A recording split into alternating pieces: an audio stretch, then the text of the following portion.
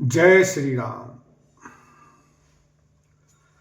कहेऊ लखन मुनिशील तुम्हारा, को नहीं जान विदित संसारा। मात पिता ही ओरन भय नीके, गुरु नुराहा सोच बड़ दी के। लक्ष्मण ने कहा, हे मुनि, आपके शील को कौन नहीं जानता, वह संसार भर में प्रसिद्ध है।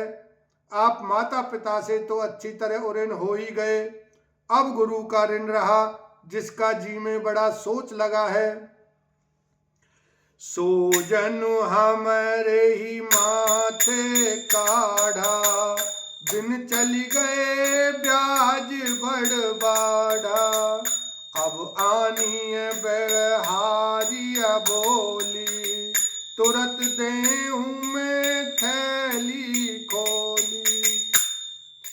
वह मानो हमारे ही मत्थे काढ़ा है, बहुत दिन बीत गए, इससे ब्याज भी बहुत बढ़ गया होगा। अब किसी हिसाब करने वाले को बुला लाइए तो मैं तुरंत थैली खोल कर दे दूं।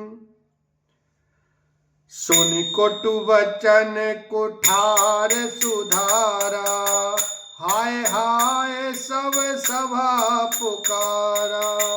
भृगुबर पर सुदिखावऊं मोई, विप्र विचारी बचेऊं नृपद्रोही। लक्ष्मण जी के कड़वे वचन सुनकर परशुराम जी ने कुठार संभाला। सारी सभा हाय हाय करके पुकार उठी। लक्ष्मण जी ने कहा, हे भृगुश्रेष्ठ, आप मुझे फरसा दिखा रहे हैं, पर हे राजाओं के शत्रु, मैं ब्राह्मण समझकर बचा रहा हूं, तरह दे रहा हूं।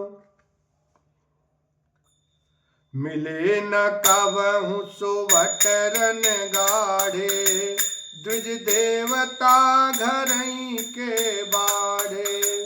अनुचित कही सब लोग पुकारे, रघुपति से नहीं लकुन निवारे।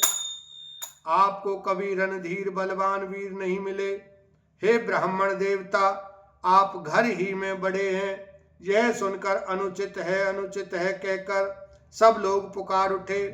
तब श्री रघुनाथ जी ने इशारे से लक्ष्मण जी को रोक दिया।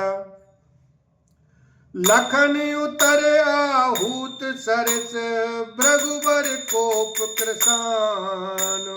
बढ़त देख जल सम बचन, बोले रघुकुल भान। लखन सिया राम जय जय राम। लक्ष्मण जी के उत्तर से जो आहुति के समान थे, परशुराम जी के क्रोध रूपी अग्नि को बढ़ते देखकर रघुकुल के सूर्य श्री रामचंद्र जी जल के समान शांत करने वाले वचन बोले। नाथ करहूं बालक पर छो, सूद दूध मुख करियन को। जो पै प्रभु प्रभाव कछु जाना, तो की बराबरी कयत अयाना। हे नाथ, बालक पर कृपा कीजिए, इस सीधे और दुधमुहे बच्चे पर क्रोध न कीजिए। यदि यह प्रभु का आपका कुछ भी प्रभाव जानता तो क्या यह बेसमझ आपकी बराबरी करता। जो लरिका कछु अचगरी करही, गुरु पितु मातु मोद मन भरही। करिए कृपा शिशु सेवक जानी, तुम समशील धीर मुनि ज्ञानी। बालक यदि कुछ चपलता भी करते हैं तो गुरु पिता और माता मन में आनंद से भर जाते हैं, अतः इसे छोटा बच्चा और सेवक जानकर कृपा कीजिए। आप तो समदर्शी सुशील धीर और ज्ञानी मुनि हैं। राम बचन सुनि कछुक जुड़ाने, कही कछु लखन बहुरी मुस्काने।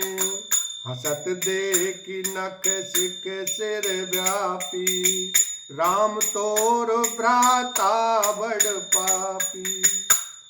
श्री रामचंद्र जी के वचन सुनकर वे कुछ ठंडे पड़े। इतने में लक्ष्मण जी कुछ कहकर फिर मुस्कुरा दिए।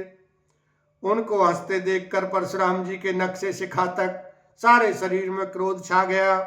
उन्होंने कहा, हे राम, तेरा भाई बड़ा पापी है।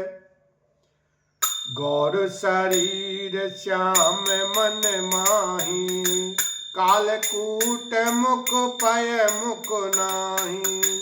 सहज टेढ़ अनुहरई न तोही, नीच मीच सम देख न मोही। यह शरीर से गोरा पर हृदय का बड़ा काला है। यह विषमुख है, दूध मुआ नहीं, स्वभाव से ही टेढ़ा है, तेरा अनुसरण नहीं करता, तेरे जैसा शीलवान नहीं है। यह नीच मुझे काल के समान नहीं देखता। लखन कहे हंस सुने मुनि, क्रोध पाप कर मूल। जही बस जन अनुचित करई, चरई बीच प्रतिकूल। लखन सिया राम जय जय राम। लक्ष्मण जी ने हंसकर कहा, हे मुनि सुनिए, क्रोध पाप का मूल है, जिसके वश में होकर मनुष्य अनुचित कर्म कर बैठते हैं और विश्व भर के प्रतिकूल चलते सबका अहित करते हैं। मैं तुम्हार अनुचर मुनि राया, परिहरि कोप करई अवदाया।